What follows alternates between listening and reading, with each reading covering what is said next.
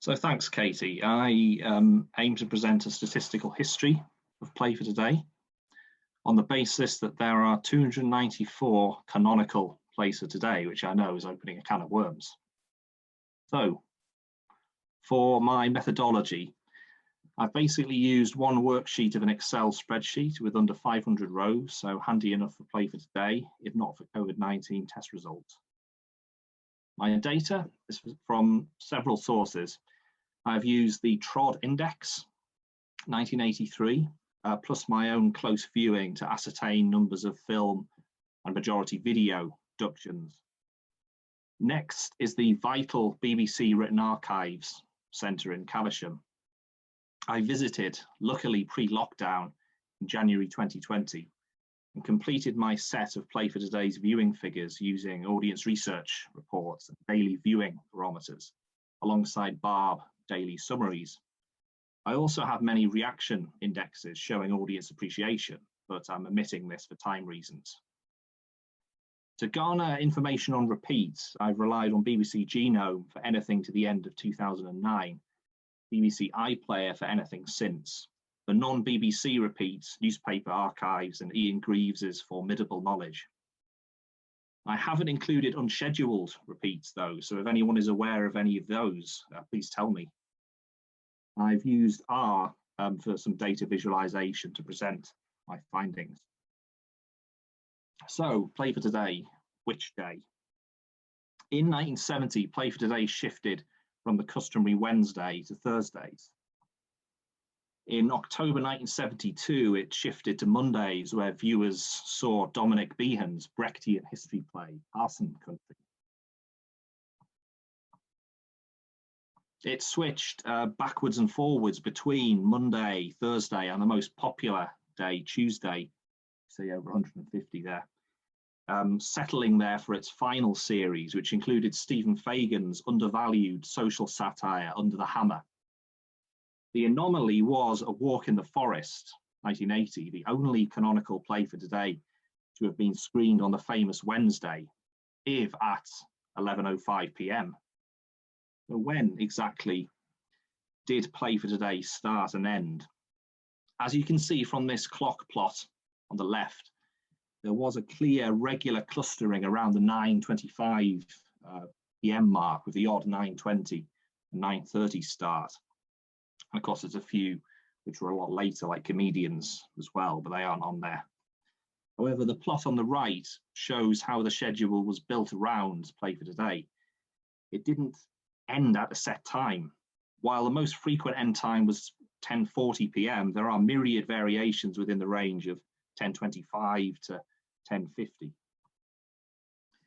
Now, on to originality. I have calculated the numbers of original plays for today and those adapted from other media. As this bar plot shows, a large majority, fractionally over 4 in every 5 episodes, were original pieces that first appeared in the Strand. Like, for example, Graham Reed and Paul Seed's opening salvo in the Billy trilogy in 1982. That's Chrissy Cotterill there as Shirley. However, a still notable 58 originated from other sources, such as David Edgar's Baby Love, 1974, adapted from a stage play of the previous year, which I have discussed online at Forgotten Television Drama.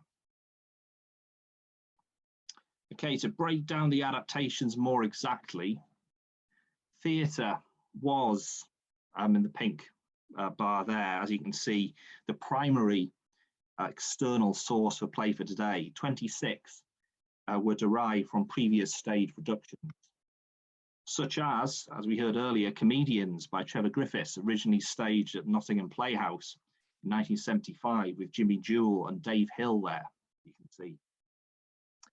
Notably, 18 were from literary prose fiction, for example, short stories by William Trevor and Lewis Grassic Gibbon, or novels by John Wayne and Paula Milne. Further 9 came from radio plays, several by Rhys Adrian and the aforementioned Under the Hammer by Stephen Fagan. Oh, and the very first Play for Today by Alan Sharp started in 1962 as a radio drama. Finally, 5 originated in non-fiction sources, such as A Child of Hope, 1975, from Joel Carlson's autobiography, plus Spend, Spend, Spend, 1977, whose Jack Rosenthal's screenplay was based on interview transcripts with Vivian Nicholson, and Through the Night, from 2 years earlier, which derived from Trevor Griffiths' late wife Jan's diary from her time in hospital being treated for breast cancer. Okay, next here you can see the chronological ordering of sources per series. Generally, as you can see, stage adaptations were a consistent part of the Play for Today slate from 1970 to 1984. There is a stage-centric high watermark, though, I'd say that I've identified. From April 1977 to May 1981, there were 11 Plays for Today derived from stage plays. This was 22% of the Play for Today output in this time. And this phase runs from Gotcha to Psy Warriors. Next, we tackle aesthetics, rightly everyone's favorite. This line shows the fluctuating percentages per series of Play for Todays that were shot wholly on film in blue, as opposed to those totally or mostly shot on video in pink there. As you can see, video was a staple. Film did increase from Series 2 in 1972 onwards, exceeding 40% in Series 5 and 6 from 1974 to 1976. This roughly correlates with the founding of English Regions Drama, headed by David Rose in BBC Birmingham.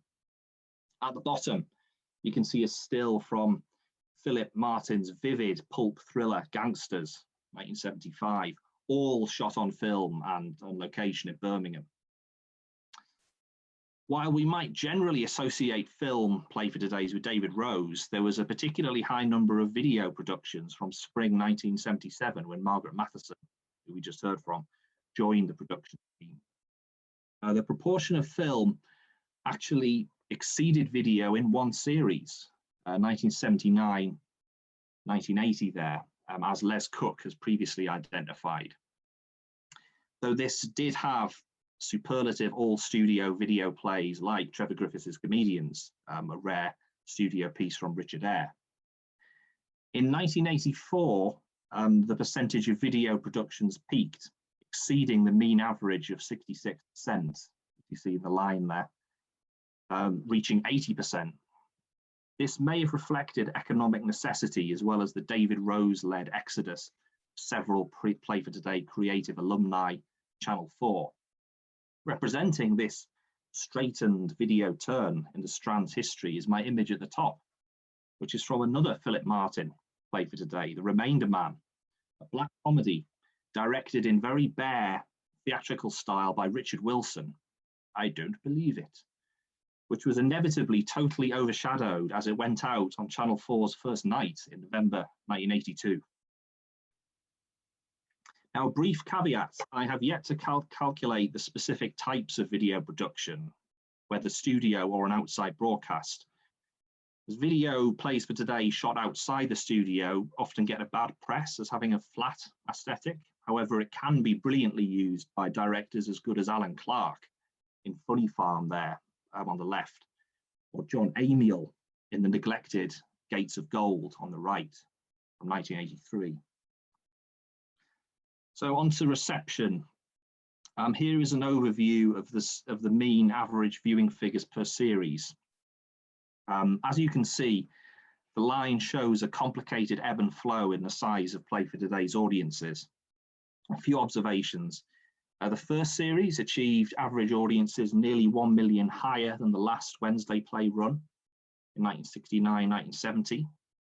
However, there was a marked drop-off from 1971, pretty much after Edna the Inebriate Woman gained 9.44 million. Nothing gained anything like as much as this for a while. And the lowest season average was in 1972-73 at 4.12 million. However, this is hardly poor on its own terms. It is low, though, in comparison to the impressively high mean average of the whole of Play for Today, which, as you see in my pink line there, was 5.63 million. There was a steady increase from 1973, perhaps in line with BBC Birmingham's ascendancy. There were London production using the studio and filmed location inserts like Kisses at 50 well reflected how Play for Today expanded its audience via heightened social realism. The highest average was just over 7 million in 1976, 1977 there, right in the middle, which included 2 Plays for Today by Jack Rosenthal and Carl Davis's ebulliently rearranged musical Ident.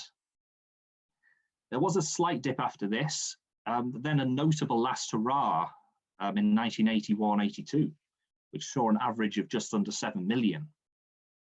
However, there was a notable fall of 2 million in audience for the autumn 1982 and 1983 runs. Channel 4 might have had some impact. The aforementioned The Remainder Man was only seen by 3.3 million.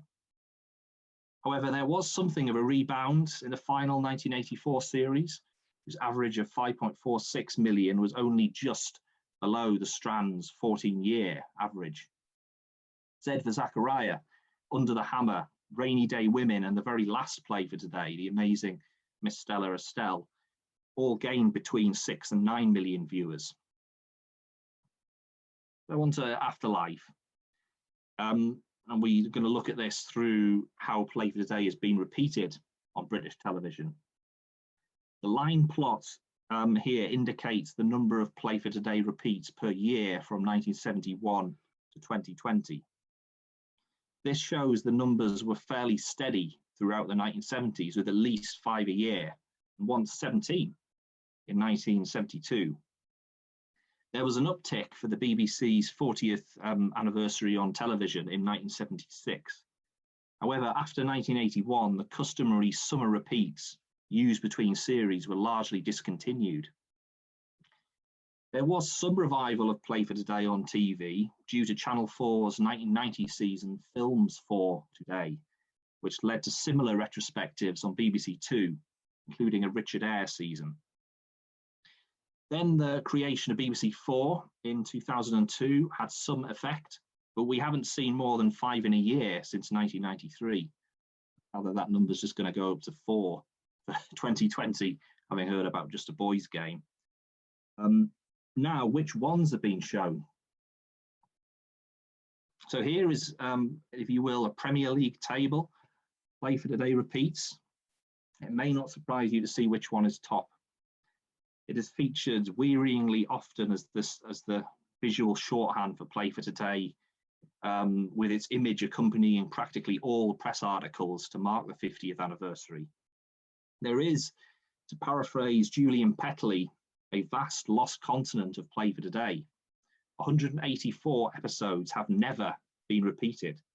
110 have, though mostly during the summers of 1971 to 1981.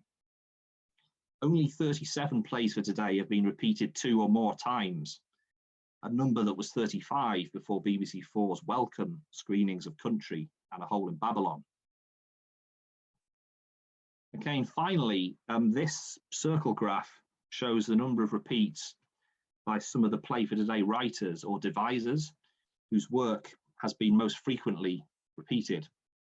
Jack Rosenthal's Plays for Today have been repeated 13 times, Dennis Potter's 14, and way in front Mike Leigh with 24. These writers' lead over all the others has expanded exponentially since Play for Today finished as a going concern, and they have come to unfairly overshadow the work of many other writers who are as notable and significant. Colin Whelan's 5 Plays for Today have only received a combined total of 5 repeats. Your Man from 6 Counties has never been repeated, though at least the BFI are now releasing it on Blu-ray. Even worse, Julia Jones's 4 Plays for Today have only received a total of 3 repeats, and none of these have been in the last 44 years. There have been no repeats at all of the Plays for Today by many of its 200 or so writers, including the likes of Billy Fraser, Marcella Evaristi, and Stephen Fagan. Further repeats should include not just the aforementioned Under the Hammer, but Fagan's The Network, gritty melodrama about an exploitative child adoption agency, and Horace Ove and H.O. Nazareth's Garland. So I thank everyone at Northumbria University, including my supervisor, James Leggett, and those who enabled me to go to Caversham. I thank Ian, John, and Simon. Most of all, I thank my wife, Rachel, without whom I could not have presented such striking data visualization. As to be honest, I haven't really learned how to use R yet properly myself. So thank you all at home for listening. Please feel free to ask any questions via the Q&A section on Zoom. Thank you.